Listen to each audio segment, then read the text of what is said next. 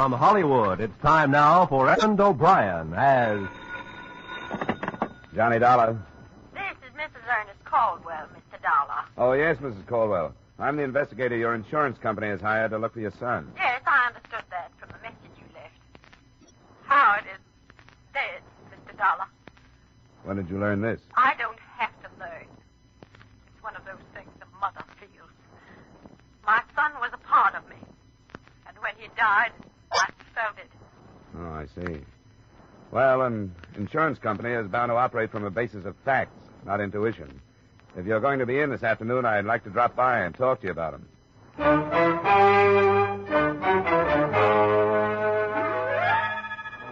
Edmund O'Brien in another adventure of the man with the action-packed expense account. America's fabulous freelance insurance investigator. Yours truly, Johnny Dollar.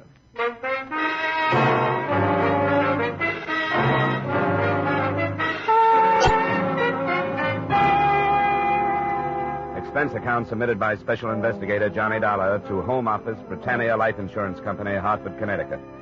The following is an accounting of my expenditures during investigation of the Howard Caldwell matter. Expense account item 1, $6.50 transportation round trip between my Hartford apartment and the Caldwell country estate. From every angle, inside and out, the place looked more like a museum than a dwelling. And Mrs. Caldwell struck me as the mother of all the answers as to why boys leave home. I don't know why Howard left. I simply can't understand it. No mother could have been more devoted than I. Except school, I never left him alone for a moment. I made him share everything with me. I protected him and I advised him. And yet... Yeah. Well, now let's get these facts in order. Name, Howard. Age 23. Left here for San Francisco, California about a year ago. What was he doing in San Francisco? Oh, he was studying to be an artist. In a rather deceitful way. He knew I didn't approve. He told me he wanted to go to the coast to see a football game. Then he wired me that it had been delayed. And the next thing I knew, this letter arrived, saying that he'd met some people out there, that he didn't need any money, and that he'd enrolled in this art school. I didn't believe it. I knew he was in trouble then. What's the name of the school? The Orlando School of Art. I wrote and begged him to come back. And he answered that he thought it would be better if he didn't. As if he were being threatened. Why would anybody threaten him? Well, I don't know. He told me very little of what he was doing. That's why I knew he was in trouble. Because we always shared everything. He'd never kept secrets from me. I think you're exaggerating this thing, Mrs. Caldwell. I tell you I'm not. You haven't told me any one thing that I What can... should I think when he writes that I'll never see him again? When he tells me not to go to the police because it won't do any good. That he's gone to another life. Here's a letter. Read it for yourself. The letter did say that. The date on it was a week old, and it went on to make other vague references to danger and death. But a statement that the mother had ignored came, to my mind, closest to the truth. Howard Caldwell had written, "If I had been mentally equipped for life as other people are, this wouldn't have happened, and I could have lived."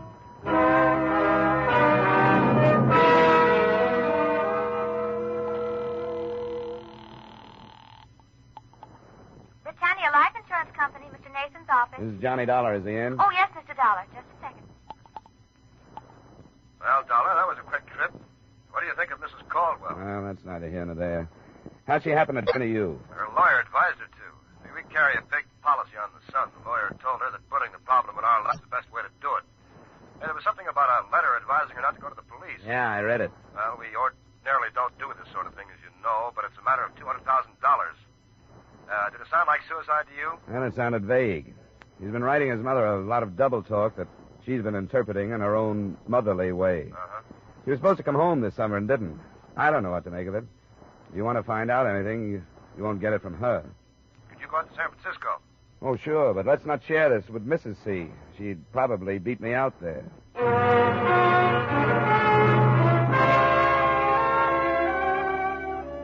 Expense account item 2, $200 airfare and incidental costs, Hartford to San Francisco.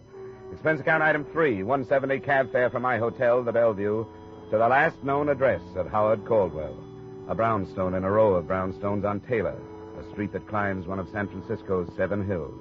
The apartment house manager was in and would oblige. Well, he hasn't been here for a week and a half.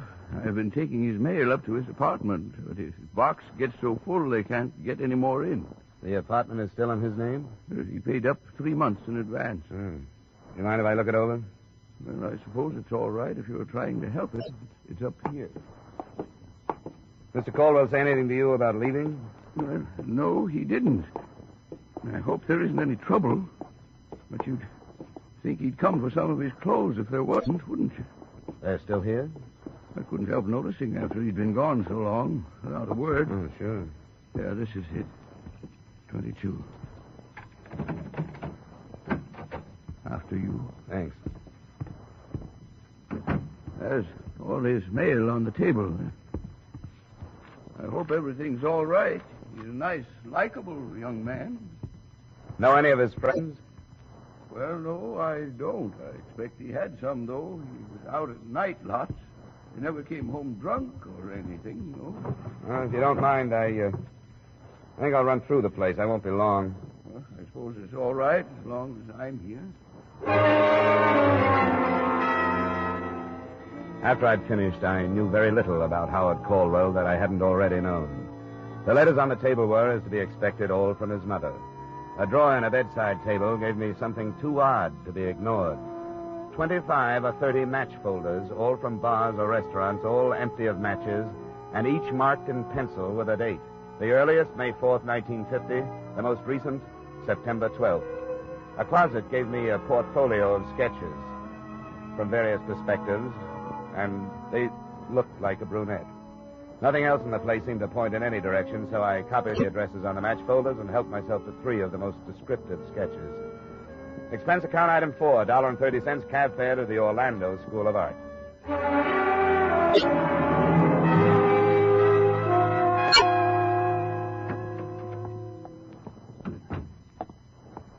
How do you do?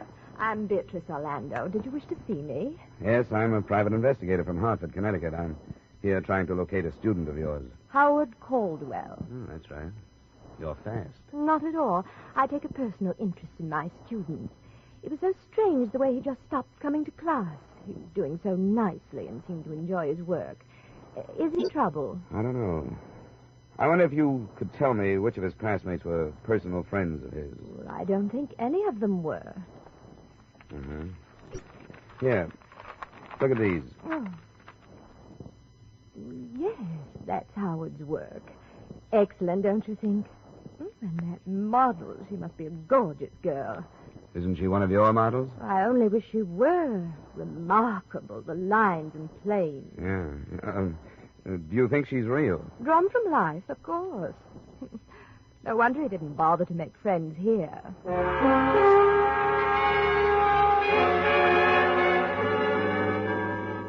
Expense account item 5, $45, see enclosed bar tabs.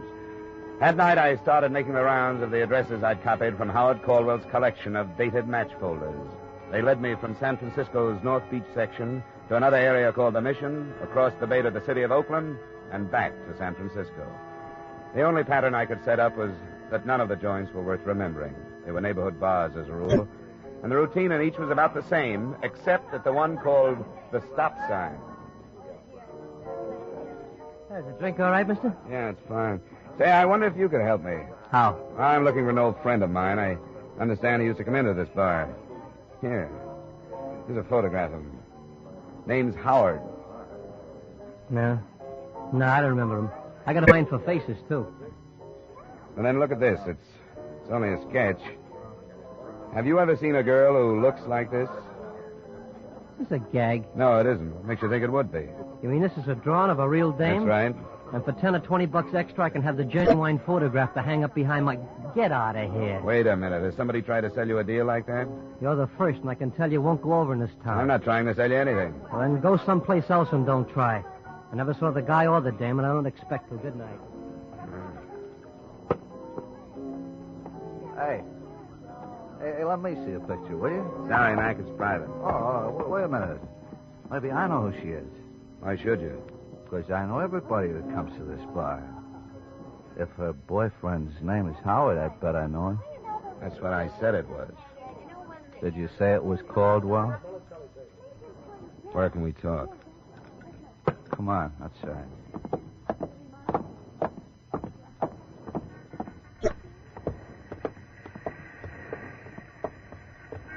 You know where Caldwell is? Yes, sucker, I know where he is. Keep it quiet.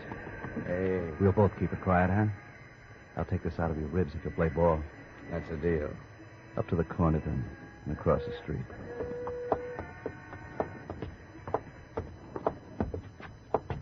Now across that parking lot. The yellow club coupe. Don't bother memorizing the license number. It's phony. Here he is. How are you? I'm fine. Thanks for asking. Get in the back. We could drive out toward the beach, J.B. What do you think? That's better in here. I'll swing over to books and take that out.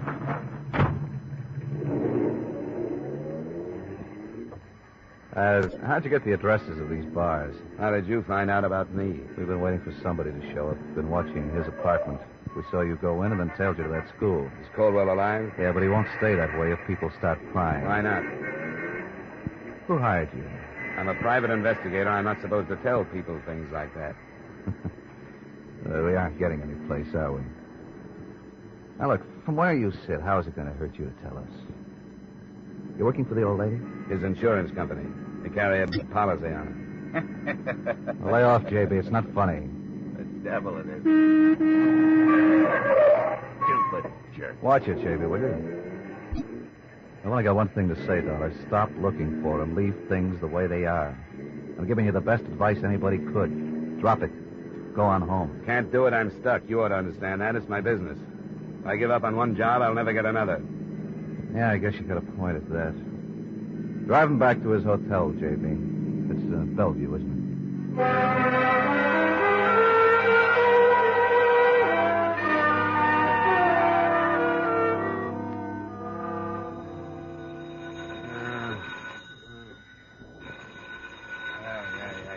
Yeah, wait a minute. Yeah, what is it? It's 5:30. The early edition seeing the streets. What? Who is this? You'll remember when you wake up. Go buy an Examiner. Page 1. Headlines. Yes, sir. Huh? Send me some coffee, will you? And the early Examiner. Yes, sir. I think the coffee shop is just opening. A couple of cigarettes later, room service arrived. The headline read, Syndicate head found slain in auto trunk. Benjamin Miller, Western gang chief, shot to death. I didn't see how there could be any connection between a dead mobster and the Howard Caldwell matter. But that only proves how wrong an investigator can be.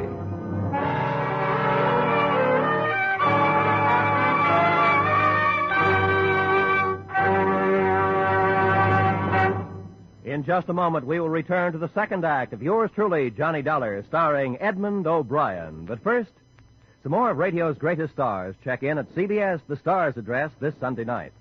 The first you'll hear are Amos and Andy. Then, a little later this Sunday, we welcome Red Skelton back from summer vacation. With Joey Adams, Eve Arden, Jack Benny, and Corliss Archer already on hand to bring you great comedy, be sure you add Amos and Andy and Red Skelton to your Sunday night listening dates, starting this Sunday over most of these same CBS stations. And now, back to our star, Edmund O'Brien, and the second act of yours truly, Johnny Dollar.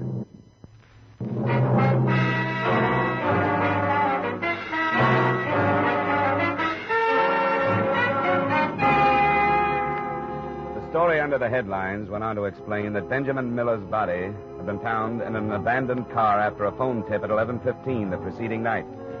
The chief had been shot to death approximately a week before. It was feared that an underworld war would be touched off by the killing, since Eastern operators allegedly had threatened to force Miller out of business on the West Coast. The police had decided to play a waiting game. No lead in all that. But on page 4, there was a picture. Ben Miller in happier days. At his side stood a brunette that matched the one in Caldwell's sketches point for point. Nora Rush, with an address on Ardmore Street in Los Angeles.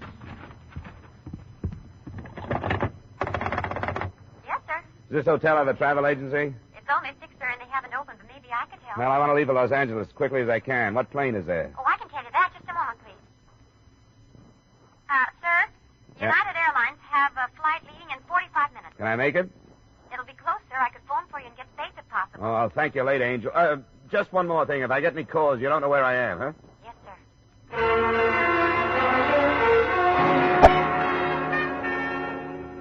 Expense account item 7, $5 cab fare and $5 tip for a taxi driver who got me to the airport in 20 minutes. Item 8, $20, United Airlines to Los Angeles. And item 9, same as 7, taxi trip to Nora Rush's Ardmore Street address. I arrived there at 9:15. She was still in a robe when she answered the door, but the trace of makeup, which was all she needed for her face, and the soft hairdo, made me wonder if she was expecting me. There's certainly no reason to be anything but truthful. Yes, I've been expecting you. Won't you come in, Mr. Dollar? Thanks. Come in here. You have good friends in San Francisco. Yes, I have. Very good friends.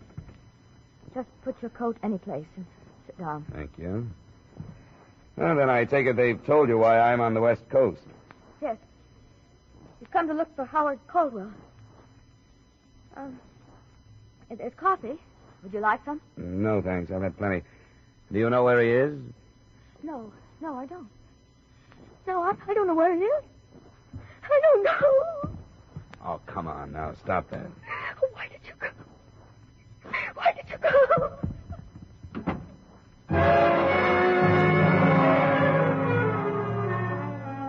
That was the end of the test run. I rattled around the rest of the place for almost an hour while I waited for her to come out of the bedroom. I didn't feel like snooping, but I couldn't help seeing a framed photograph that had been hastily hidden under a mat on the piano. It was young Caldwell, but not the subdued, dead-faced kid in the picture I'd gotten at his Connecticut estate.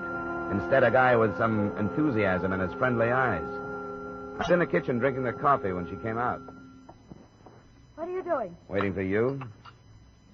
Why don't you leave? Well, if I did, somebody else just like me would show up. Maybe he'd make you unhappier than I do. It's that kind of a racket. I sympathize with you. You should. You put me on the defensive. I hadn't noticed. How did I do that? You started by posing for some sketches. And you're stronger in person.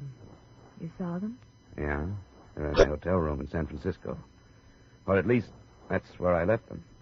Who else saw them? A few bartenders and his art teacher. Oh, that little fool. Told me he destroyed them. Did you say bartenders? Yeah. He had a match folder collection all dated from a series of nondescript hideaway-type bars. Oh, how could he have been so stupid? Could he have been in love? Well, he didn't act out of his mind.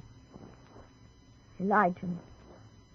He told me there was nothing to link us together. What's the difference if there is? Because Howard killed Ben Miller. And nobody will believe it now. Why won't they believe it? It was my gun. Registered? Yes. Where is it? Howard has it hidden. I loved him and all that. But the true story has... Oh, you've got to believe. You haven't told me. I will, Mr. Dollar. I have to sit down. All right, come on, over here. How did you meet Caldwell? I was going with Ben Miller. Not because I thought anything about him, but he was so powerful out here, and I just come from Chicago. Caldwell? Well, it was one of those parties. Some of the models from the Orlando school were invited just to fill out. It was Howard's school, and one of the girls had talked him into coming. That's when we met. There was something about him. I don't know. This was in May, I take it. I think so. Spring, anyway. He was supposed to go home for the summer and didn't. I'd meet him in these bars, and he'd come to my place when Ben was out of town. He wanted to sketch me, so... But that's not important. Ben saw me meet him and followed us to my apartment. This was at your place? You had an apartment in San Francisco? Yes. Ben hit me, and Howard went for the gun and killed him. He knew where you kept the gun? Yes. Why? Well, How did he know? In case he ever needed it. Miller's body was found stuffed into the trunk of a car. You don't believe me, do you? Well, there are little things like how did he manage to get the body into the trunk of that car, and how did he manage to steal the car? I'll tell you. He had help. Everybody knew that combination from the east was moving in on Ben and would kill him if they had to. So they've been trying to help Howard. And he was all right till you came out here. Oh, that's a pretty good setup. Ben Miller would be checked off as a gang killing, the kind they so seldom get around to solving. When it cooled off, you could take up where you dropped him. I didn't kill him. A plural you. You're all in it. But I can't quite figure it. What? Why those two friends of yours who picked me up last night would go to bat for a worthless Eastern aristocrat. They want to help him. Why? Well, because he's my friend. Why should anybody take a rap for killing a man like Ben Miller? You don't want him to die for it, do you? Do you? Of course not. We're trying to help him. What are you going to do? Well, the Frisco police are combing the city for leads on the scene of the murder weapon, and a definite link between dead man and killer. I seem to be sitting on all three. You aren't going to the police. That depends on how fast you tell me where Caldwell is. I want to hear his version of the story. I don't know where he is. I told you that. Yeah, I know you did. Wait now, please. Wait just a minute. Please. But just a minute, please. Oh, will you stop it? Just listen to me. I know what you think of me, and I know you don't believe me. But I wish you would, just for a little while. How long? An hour or so. My brothers are flying down. They'll be here by noon. Others? The men you met last night. I wish them before you do anything. It won't be a mistake. I wish you had hit me over the head with something. That's a funny thing to say. Well, what I mean is that kind of trouble makes me mad enough to fight.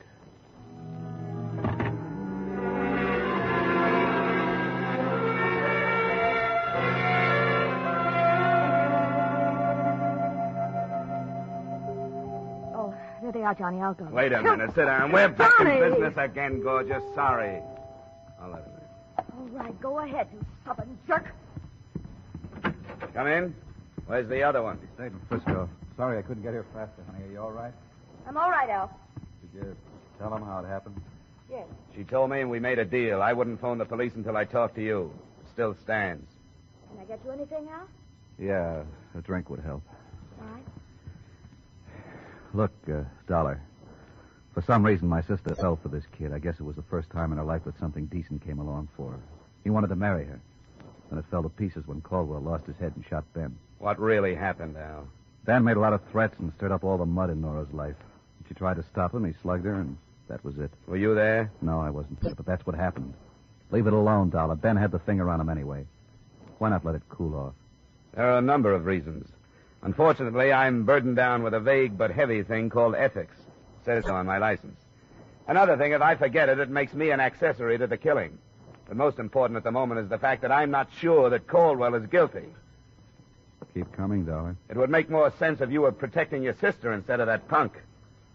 Would you agree? It's not true. Stay out of it, honey. Isn't that why all of you have been working so hard to keep me away from Caldwell? Because you don't want me to hear his pitch? Okay, I'll take you to him. He's here in Los Angeles. Al. For the drinks. I'm giving ground, Dollar.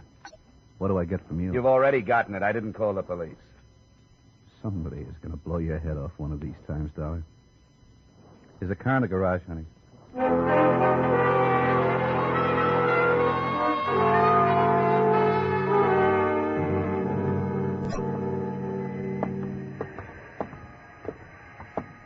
This is it. Upstairs. Quite a come down for a scion type. That's a good spot for him. You could live in this part of town for 100 years, and nobody would know who you were or what you were unless you wanted them to. Up front here. Howard. Howard. It's Al, Howard. Howard. What about it, Al? What's this? They told him not to leave. No clothes. This is an empty room, Al. This is where he was. You can check downstairs. He used the name Harris. Save it, Al. There's only one place he'll go, to Nora's. I'll try the rest of this without you. You've got nothing but a mouthful of lies. I don't want any more of them. Come on, get out of my way.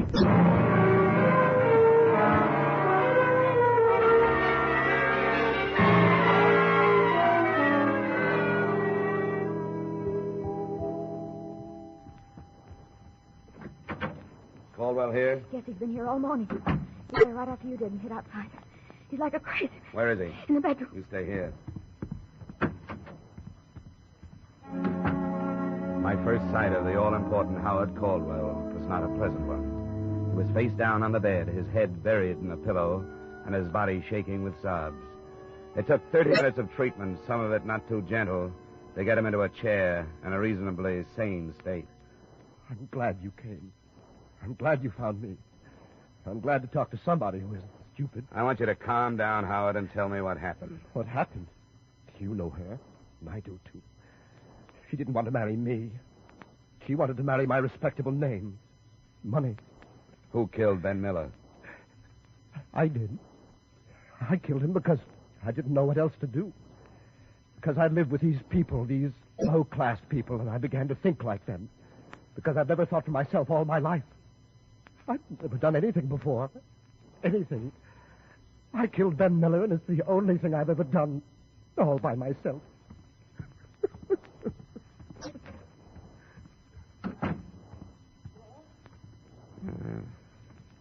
Why did you risk all this to protect him? I don't know.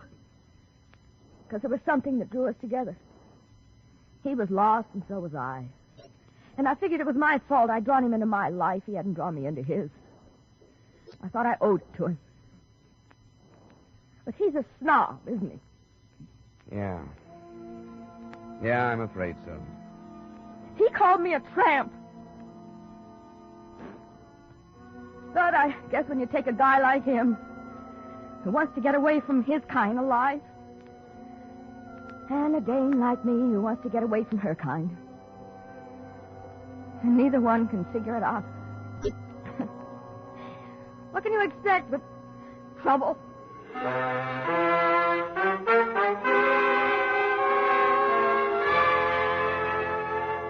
I guess she summed it up as well as anybody could. I turned him in for murder, and those who try to help him as accessories. It's for the legal brains to decide whether the policyholder will live or be executed. Expense account item 10, $200, miscellaneous. Item 11 is item 2, transportation back to Hartford. Account total $1,050. Yours truly, Johnny Dollar.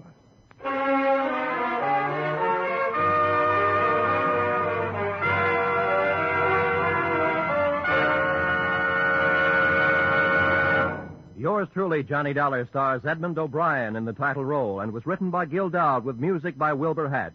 Edmund O'Brien may soon be seen in the Paramount picture Warpath. Featured in our cast were Lorene Tuttle, John McIntyre, Bob Sweeney, Hy Averback, John Boehner, Gene Bates, and Jeanette Nolan. Yours truly, Johnny Dollar, is produced and directed by Jaime Del Valle.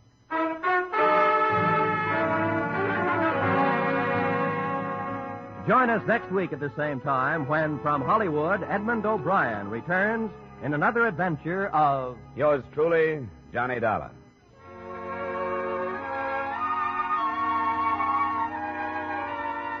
This is Roy Rowan speaking. Stay tuned now for Vaughn Monroe's Caravan, which follows immediately over most of these same CBS stations. This is CBS, the Columbia Broadcasting System.